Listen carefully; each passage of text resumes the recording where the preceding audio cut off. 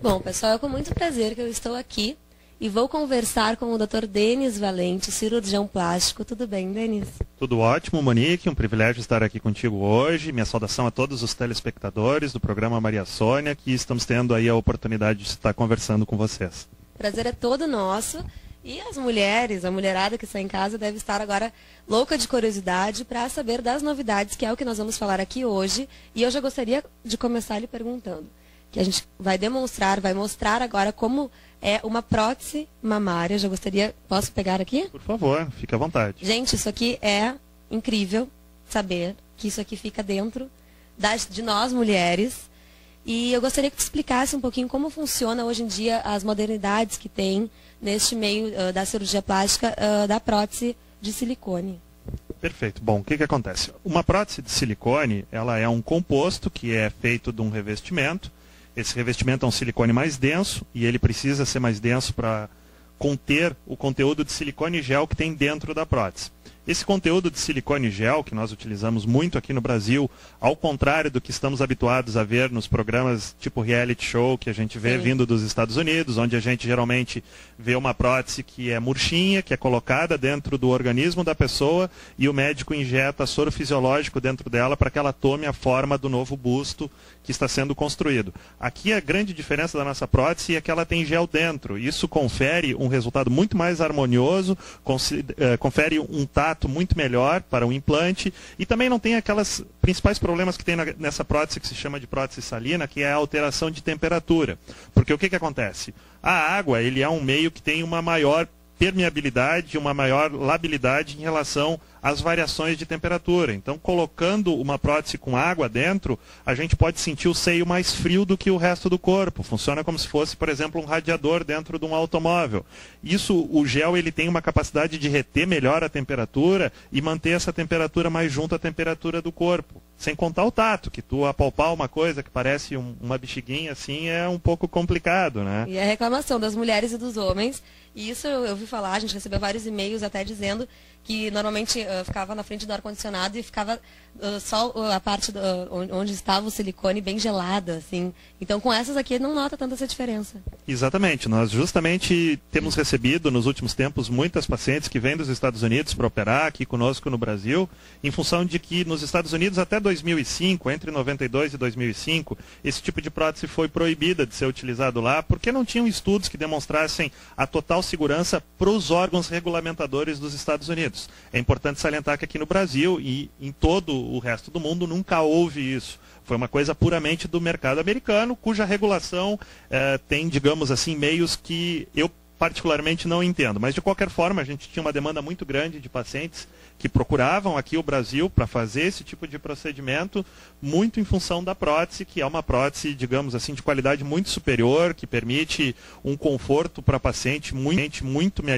maior e permite que ela sinta realmente como se fosse mama dela. O tempo de duração que a paciente pode ficar com a prótese até trocar, por exemplo? Bom, mais ou menos quanto tempo? Esse é um assunto muito controverso, né, Monique? O que acontece? A maioria dos estudos demonstram que as próteses texturizadas, que é o caso dessas que nós estamos segurando, que elas simplesmente recebem um banho de sais de cromo e de mercúrio após a sua confecção e com isso elas têm uma textura, né?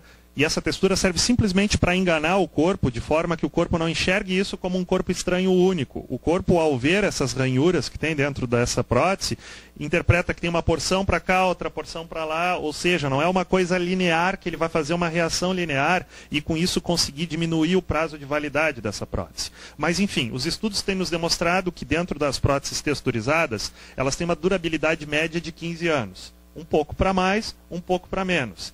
Saiu em algumas revistas, saiu inclusive no New York Times, uma coisa de que as próteses de última geração, essas que nós estamos colocando atualmente, poderiam durar a vida inteira. Eu ouvi falar também. Exato. Isso foi uma coisa que uma das companhias que produz silicone colocou no mercado, jogou no mercado leigo e cerca de 2 meses depois já desmentiu completamente, mas algumas pessoas ainda seguem com essa ideia. Qual foi o raciocínio deles? É que eles conseguiram fazer uma textura que tem uma superfície 8 vezes maior do que a dessa prótese digamos assim, a texturizada comum. Mais texturizada que essa, então. Exatamente, que seria 8 vezes mais texturizada que essas. E aí fizeram o seguinte raciocínio: se com aquela textura eu tenho uma durabilidade de 15 anos, com essa textura eu vou ter uma durabilidade de 120, já que ela é 8 vezes maior. Sim.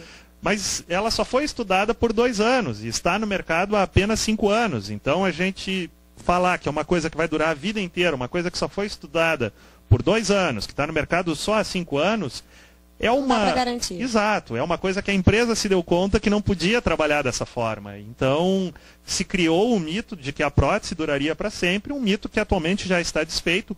Pode ser que dure, até porque a primeira cirurgia de prótese mamário, nos moldes que nós conhecemos, foi na década de 60, ou seja, a gente não tem ainda nem 50 anos da primeira cirurgia de implante mamário. Então a gente dizer que isso aí é uma coisa que a gente vai botar um implante hoje vai durar para sempre, é totalmente fictício.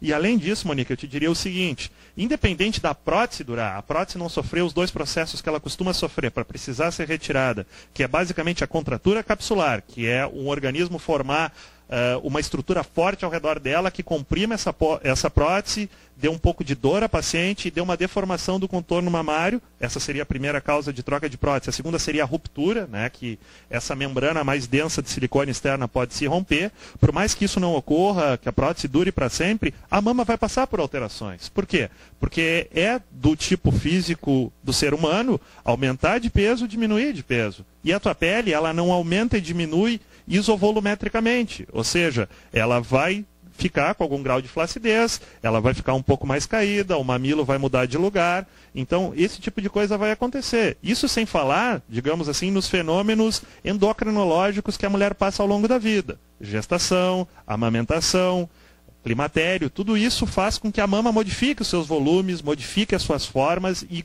por mais que a prótese esteja bem atrás dessa mama, a mama vai precisar ser modificada. Então isso eu digo para todas as minhas pacientes. A primeira cirurgia de mama é feita e certamente vai precisar de uma segunda. A não ser que se coloque com uma idade de 60, 70 anos, que aí teoricamente não teria esse tipo de problema. Agora, a maioria das pacientes tem ao redor de 20, 25 anos. E eu faço questão de dizer a todas que essa não vai ser a última cirurgia de prótese da vida delas. Isso é ótimo para ser esclarecido, porque eu tenho certeza que, como eu, fiquei sabendo disso agora, muita gente em casa, digamos assim, não vai ser enganado por outras pessoas que costumam sair por aí dizendo que dura para sempre, que não vai precisar mais colocar. E a diferença entre essa aqui que a gente está mostrando para vocês, pessoal, hoje é a texturizada. Tu utiliza também a prótese lisa, que é aquela mais que é a lisinha, aquela mais transparentezinha? Eu particularmente não utilizo, só tive experiência com esse tipo de prótese quando eu estava dentro da residência médica, certo, que na época o SUS, Sistema de Saúde, só dava essa prótese, por ser uma prótese... O conceito de inferioridade ou superioridade é muito relativo em medicina. Os estudos nos mostram que ela tem uma tendência maior à formação de cápsula, ou seja, que ela tem uma durabilidade menor no corpo. Tem algumas situações que isso é desejável, que tu vai colocar a prótese só por um tempo, depois tu vai tirar, então não faz grande diferença. As vantagens que são ditas em relação à prótese lisa é que é uma prótese mais fácil de ser colocada. Como eu te disse, eu não tenho muita experiência em prótese lisa, não tenho, digamos assim, como te afirmar, mas assim, a maioria dos cirurgiões plásticos hoje dá preferência por prótese texturizada e os estudos clínicos sempre demonstram que a prótese texturizada é superior. E acontece muito, pode acontecer, o porquê de uma mulher rejeitar a prótese? Certo. Do organismo, no caso, rejeitar. Existem alguns processos de rejeição que estão sendo cada vez mais estudados. É difícil se saber porque são eventos que ocorrem com uma frequência muito baixa. Ter uma rejeição hoje em dia é uma coisa, não vou te dizer fictícia, porque realmente existe, mas é uma coisa que a gente não tem acesso. Que bom, né? Que bom. O que a gente tem acesso e o que a gente tem observado são infecções de sítio cirúrgico. Como a prótese é um lugar onde o antibiótico não penetra, quando a gente tem uma infecção, a gente é obrigado a remover a prótese para fazer uma boa desinfecção do local onde a prótese foi instaurada e, com isso, ter meios para depois recolocar a prótese. Muitas pessoas interpretam esse processo de infecção, seja uma infecção por bactéria, uma infecção por microbacterium, que é uma coisa que aconteceu muito aqui na década entre 2005 e 2006, teve um surto de Mycobacterium fortuitum em próteses mamárias, e algumas pessoas disseram que isso era rejeição, e hoje em dia se sabe bem que não foi. A gente sabe que o grande problema é isso, é a infecção que é diagnosticada como rejeição.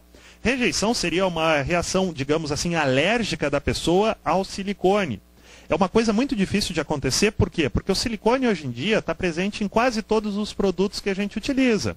Está em cosméticos, está em desodorantes, está em perfumes, está em alimentos que consumimos. Quase todos os alimentos que nós consumimos têm um revestimento de silicone, digamos assim, no invólucro no qual eles vêm até nós, né? Então, a gente sabe que dentro da dieta existe uma boa ingestão de silicone. Então, a chance de ter uma alergia ao silicone realmente é muito baixa.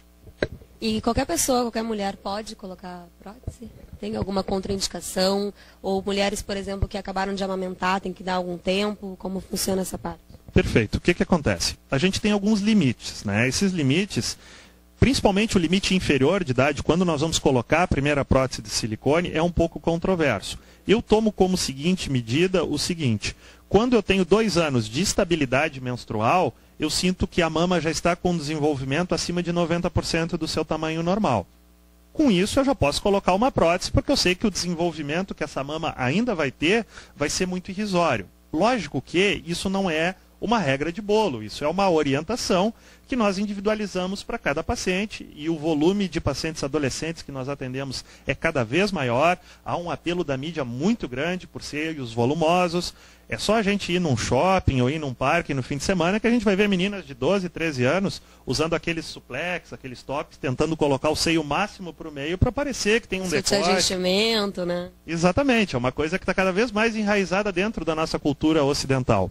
Com isso, a gente tem tido essa busca cada vez mais precoce de pacientes em puberdade para colocar uma prótese mamária. E eu observo basicamente essa regra dos 2 anos de estabilidade menstrual. Lógico que quando a gente tem dúvidas do desenvolvimento dessa mama, a gente parte para exames de imagem, que nos dê idade óssea, que nos dê um bom desenvolvimento endocrinológico dessa pessoa, e com isso a gente consiga ter uma boa segurança de que ela está com desenvolvimento mamário no qual pode ser aplicado essa prótese. Pacientes que desejam engravidar num curto espaço de tempo, eu sempre desaconselho colocar prótese. Por quê? Porque com o processo da amamentação, a mama vai aumentar, vai diminuir, e a gente não sabe se a pele vai acompanhar esse processo de aumento e diminuição.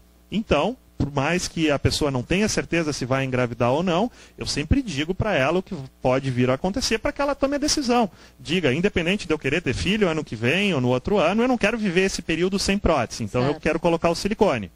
Já depois da gestação, a gente tem que esperar um período mínimo de 6 meses após o término da amamentação, que é o período no qual a mama involui, para a gente poder colocar a prótese. É importante salientar que a prótese ela não impede a amamentação. A chance de sucesso na amamentação é a mesma em mulheres que têm silicone e mulheres que não têm silicone. Não modifica nada, então. Não modifica nada. Da mesma maneira que a qualidade do leite é a mesma em mulheres que têm silicone e mulheres que não têm silicone.